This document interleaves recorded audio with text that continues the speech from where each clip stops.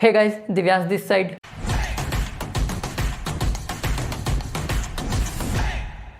तो जेई का एग्ज़ाम पास आ रहा है। कुछ लोग का रिवीजन चालू हो गया होगा और कुछ लोग अभी भी प्रिपेयर कर रहोगे, कुछ एक आध चैप्टर्स बाकी होगा और कुछ लोग का चल रहा होगा। तो आज मैं इस वीडियो में वो चैप्टर्स बताने जा रहा हूँ जो जेई मेन के लिए स्कोरिंग भी है, और जो लोग कुछ भी नहीं पढ़े हैं ना, ये चैप्टर्स अगर पढ़ के जाएंगे ना तो एक अच्छा स्कोर कर सकते हैं। तो तुम्हारा ये चैप्टर्स कम टाइम भी लेगा और ये चैप्टर्स तुम्हारा आपस में रिलेटेड भी नहीं है, और जो रिलेटेड है वो मैं बता दूंगा। तो स्क्रीन पे देखते जाना, धीरे धीरे सब एक्सप्लेन कर देंगे, ठीक है। और ये चैप्टर्स ना काफ़ी है, लिटरली मैं बता रहा हूँ। तो कुछ चैप्टर्स है जो फार्मूला बेस्ड है, खाली फार्मूला लगाओ और आंसर लाओ, और कुछ चैप्टर समझने वाला है, रटने वाला है। तो सब मैं बता दूंगा इस वीडियो में, सिर्फ देखते जाना और एक पेन और कॉपी ले लो, ठीक है, और सब नोट करते जाना कि कैसे क्या करना है। तो सबसे पहले स्टार्ट करते केमिस्ट्री से, जो स्कोरिंग सब्जेक्ट है जेई मेंस के पॉइंट ऑफ व्यू से, और स्टूडेंट्स को भी अच्छा लगता है ये चैप्टर। तो इसमें आता है तुम्हारा एटॉमिक स्ट्रक्चर, सॉलिड स्टेट और सॉल्यूशंस। ये 3 चैप्टर फिजिकल केमिस्ट्री से उठाए हैं, और एटॉमिक स्ट्रक्चर 11th का ना सबसे ईजिएस्ट चैप्टर है फिजिकल केमिस्ट्री में। क्लास 11th में आता है सेकंड चैप्टर में, ठीक है, मोल कॉन्सेप्ट के बाद। तो atomic structure fully formula based है, सिर्फ फार्मूला लगाओ और आंसर लाओ। तुम्हारा सॉलिड स्टेट और सॉल्यूशंस भी ऐसा है, और ये 3 चैप्टर्स ऐसा है ना, कोई आपस में कनेक्शन नहीं है। और हाँ, सॉल्यूशंस का मोल कॉन्सेप्ट से थोड़ा है, बस उतना भी नहीं है, ठीक है, तो तुम कर लोगे। और सिर्फ फार्मूला तुमको लगाना है और आंसर लाना है, और ज़्यादा टाइम टेकिंग भी नहीं लगेगा। अगर ये चैप्टर्स नहीं पढ़े हो तो सिर्फ मुश्किल से 4 घंटा 5 घंटा लगेगा सिर्फ एक चैप्टर कंप्लीट करने में, अगर नहीं पढ़े हो, वीडियो लेक्चर देखना है तो। और प्रैक्टिस से भी तुम कर सकते हो।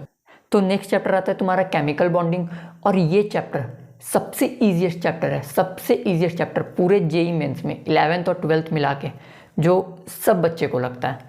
तो ये चैप्टर्स में सिर्फ सब टॉपिक आसान है, सिर्फ हाइब्रिडाइजेशन या एमओटी जो भी है ट्रिक से निकालो, सब ट्रिक का खेल है, और सब छोड़ के मत जाना। Periodic properties, ores and metallurgy and D and F block, ये सारा इनऑर्गेनिक का है।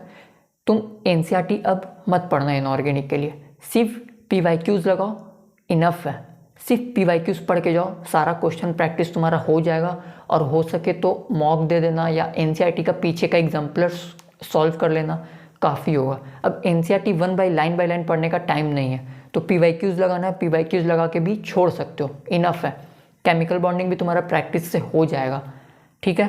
Chemistry in everyday life, environmental chemistry, ये सब इनऑर्गेनिक में आता है, ये सब देख लेना।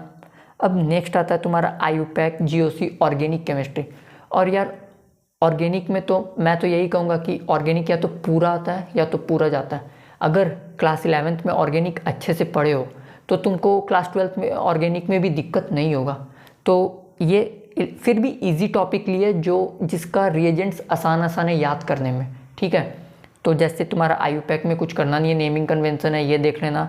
जनरल ऑर्गेनिक केमिस्ट्री तुम्हारा यही पूरा ऑर्गेनिक स्टार्ट होता है तुम्हारा जीओसी से ही, जीओसी 1 जीओसी 2 कोचिंग में ऐसे ही पढ़ाते हैं। तो ये तुम्हारा सब आसान चैप्टर है। ईएस हो गया, हाइड्रोकार्बन्स, रिएजेंट याद कर लो और कोई कुछ दिक्कत नहीं होगा। नेक्स्ट है तुम्हारा बायोमोलिक्यूल्स एंड पॉलीमर्स, और यार ये सब ना तुम्हारा स्कोरिंग टॉपिक है। अगर ये सब टॉपिक तुम छोड़ के जा रहे हो तो कंपटीशन में तुम एकदम नीचे होते जा रहे हो, क्योंकि आई थिंक केमिस्ट्री में टोटल 33 चैप्टर्स है 11-12 मिला के पूरे जेई मेन में, और जिसमें से 14 चैप्टर्स मैं इस लिस्ट में लिया हूँ, और जो कि सब इजी चैप्टर है, क्योंकि केमिस्ट्री स्कोरिंग सब्जेक्ट माना जाता है, तो इसलिए इसमें थोड़ा ज़्यादा टॉपिक लिए। और तुम alkyl halides, alcohol, phenol ethers ये भी ले सकते हो, क्योंकि या तो ऑर्गेनिक पूरा आता है या तो ऑर्गेनिक पूरा जाता है। तो फिर भी अल्काइल हैलाइड्स और अल्कोहल, फिनॉल ईथर्स, इसका रिएजेंट यहाँ तक का याद करने का आसान है, लेकिन थोड़ा aldehyde, ketones and amines, I know थोड़ा टफ लगता है, मेरे को टफ लगता था, तो इसलिए मैं तो नहीं लिया हूँ। और अल्काइल हैलाइड्स और अल्कोहल, फिनॉल ईथर्स तुम वो भी कर सकते हो। तो टोटल हो गया तुम्हारा 16 चैप्टर, ठीक है। 50% तुम्हारा सिर्फ केमिस्ट्री कवर कर लेगा। तो ये सब चैप्टर्स तुम्हारा सारा स्कोरिंग चैप्टर्स है, और ज़्यादा टाइम नहीं लगेगा। अगर मैं बताऊं तो जैसे एटॉमिक स्ट्रक्चर तुम 5 घंटा में वर्स्ट से वर्स्ट केस ले रहे हैं, ठीक है, 5 घंटा में कवर कर सकते हो। सॉलिड स्टेट भी तुम 5 घंटा में कर सकते हो। सॉल्यूशन मैं लेता हूँ ठीक है, 6 से 7 घंटा। मीन्स देख लेना यार, सबका अपना अपना कैपेसिटी होता है कितना करने का, तो ज़्यादा टाइम नहीं लगेगा। तुम पूरा केमिस्ट्री तुम 10 दिन में आराम से कर सकते हो ये टॉपिक पढ़ के, ठीक है। ये टॉपिक पढ़ो, PYQs लगाओ, तुम्हारा काम ख़त्म केमिस्ट्री में, ठीक है। और सब में भी ऐसे कर सकते हो, ऐसा नहीं है सिर्फ केमिस्ट्री में, फिजिक्स मैथ में भी करना, लेकिन केमिस्ट्री के लिए भी ये काफ़ी है, ठीक है। अब नेक्स्ट आता है तुम्हारा फिज़िक्स। जैसे ये सब स्कोरिंग टॉपिक है तुम्हारे, यूनिट्स एंड डायमेंशन। सबसे पहला चैप्टर फिज़िक्स का जो इजी चैप्टर होता है, ग्रेविटेशन हो गया, हीट एंड थर्मो हो गया, ये सब फार्मूला बेस्ड है, खाली फार्मूला पढ़ो और आंसर लो, ठीक है। थोड़ा सा प्रैक्टिस का ज़रूरत है बस। फिर तुम्हारा करंट इलेक्ट्रिसिटी आ गया। तुम करंट इलेक्ट्रिसिटी 12th में 3rd चैप्टर में आता है, तो इलेक्ट्रोस्टैटिक्स और कैपेसिटेंस आपस में कनेक्टेड है, तो थोड़ा सा छोड़ दिया, उसको टफ लगता है। तो करंट इलेक्ट्रिसिटी किसी से रिलेटेड नहीं है, 10th का भी नॉलेज है, तुम बस 10th का नॉलेज हल्का फुल्का है, बस करंट इलेक्ट्रिसिटी पढ़ लो, किरचॉफ्स लॉ ये सब देख लेना, सब इंपॉर्टेंट है, ठीक है। तो करंट इलेक्ट्रिसिटी भी छोड़ना नहीं, इससे भी क्वेश्चन आता है। नेक्स्ट है तुम्हारा मैग्नेटिज्म एंड मैटर, ये सिर्फ थ्योरेटिकल चैप्टर है, पढ़ लेना नोट्स से, या PYQs खाली पढ़ के चल जाना, काफ़ी है। नेक्स्ट चैप्टर से तुम्हारा EMI AC ये सब देख लेना। फिर मॉडर्न फिजिक्स आता है। मॉडर्न फिजिक्स ना तुम्हारा JEE में मिनिमम 2 क्वेश्चन तो आएगा ही आएगा, देख लेना, और मैक्सिमम 3 या 4 भी आ सकता है। और मॉडर्न फिजिक्स चैप्टर से तुम्हारा एटॉमिक स्ट्रक्चर चैप्टर से रिलेटेड है, तो एटॉमिक स्ट्रक्चर चैप्टर इसलिए दिए थे क्योंकि मॉडर्न फिजिक्स में तुम्हारा काम आएगा और तुम ज़्यादा क्वेश्चन टैकल कर पाओगे, क्योंकि एटॉमिक स्ट्रक्चर से 1 क्वेश्चन आएगा और मॉडर्न फिजिक्स 2 या 3 क्वेश्चन आएगा। टोटल 3 से 4 क्वेश्चन तुम्हारा सिर्फ 2 चैप्टर से आ जा रहा है, देख लेना। तो ये सब इंपॉर्टेंट है। सेमीकंडक्टर एंड कम्युनिकेशन सिस्टम, ये सब थ्योरेटिकल चैप्टर है और थोड़ा सा प्रैक्टिस करना है, सिर्फ PYQs देख लेना, काम ख़त्म तुम्हारा। तो ये PYQs तो देखना लगा के ही जाना, क्योंकि उससे आइडिया मिलेगा कि कैसा पैटर्न में NTA क्वेश्चन पूछता है या JEE मेन में क्वेश्चन आता है, ठीक है। तो ये देख लेना सारा।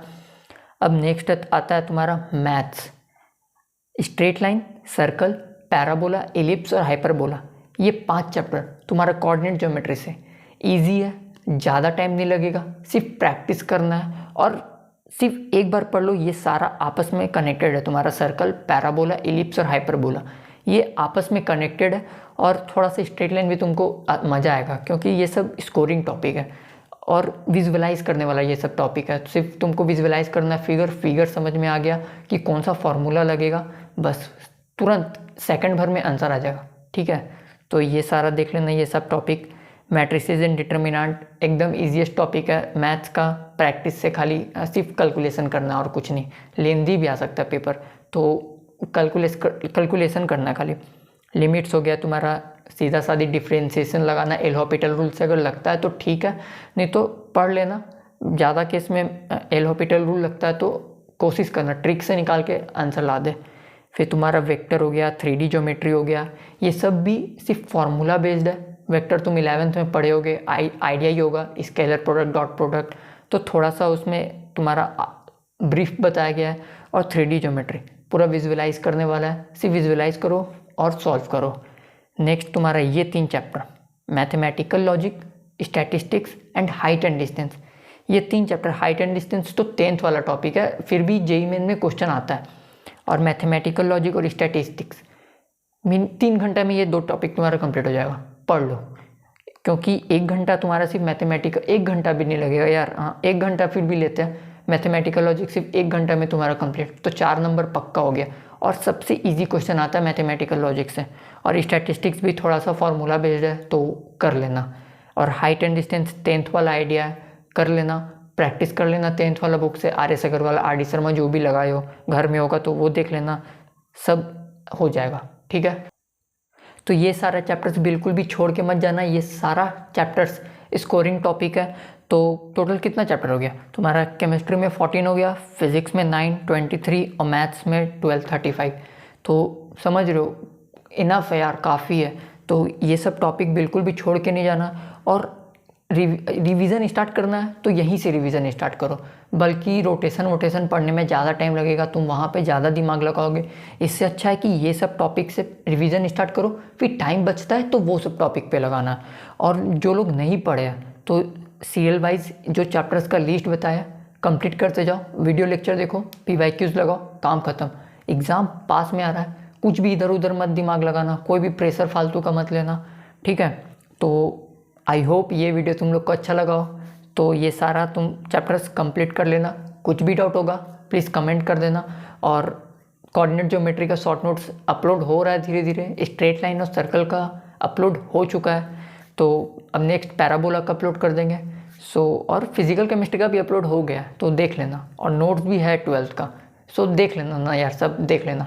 प्लीज़ अच्छा लगा तो वीडियो लाइक करना और सब्सक्राइब भी करना। मिलते हैं नेक्स्ट वीडियो में। Take care, bye bye.